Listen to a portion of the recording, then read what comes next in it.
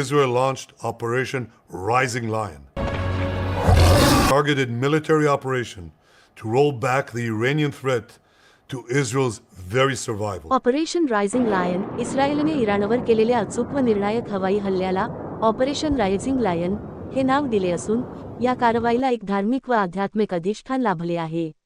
यामागील प्रेरणा थेट यहुद्यांच्या पवित्र ग्रंथ बायबलमधून घेतली गेली आहे.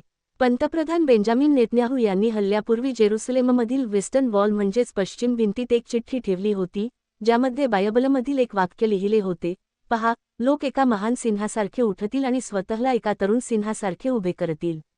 इस्रायलच्या या हल्ल्याच्या काही तास आधी नेतन्याहू पश्चिम भिंतीवर गेले, जी यहुद्यांसाठी अत्यंत पवित्र जागा मानली जाते. तेथे त्यांनी एक छोटी चिठ्ठी ठेवली.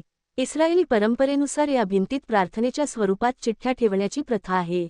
वरील ओळ ही भविष्यवक्ता बलाम यांच्या वाक्यांवर आधारित आहे, ज्यात तो इस्रायली लोकांची तुलना सिंहाशी करतो, एक असा सिंह जो जागृत होतो, उभा राहतो आणि झोपत नाही जोवर तो शिकार करत नाही. ही वाक्ये इस्रायली सैन्याच्या निर्णय क्षमता, आक्रमकता आणि निर्णायकतेचे प्रतीक म्हणून निवडली गेली. नेतन्याहूंच्या चिठ्ठीत लिहिलेली वाक्ये बलाक आणि बलाम यांची कथा सांगतात. बायबलनुसार मोआबचा राजा बलाक इस्रायली लोकांना इजिप्तमधून निघून जाताना पाहून घाबरतो आणि त्यांना शाप देण्यासाठी बलाम या भविष्यवक्त्याला बोलावतो. मात्र देव बलामला शाप न देता आशीर्वाद देण्यास सांगतो. बलामने इस्रायली लोकांसाठी अनेक वेळा आशीर्वाद दिला, त्यातीलच एक म्हणजे लोक सिंहासारखे उठतील, तरुण सिंहासारखे उभे राहतील, ही ओळ. या वाक्याचा संदर्भ इस्रायलच्या सैन्याच्या ताकदीशी जोडण्यात आला आहे.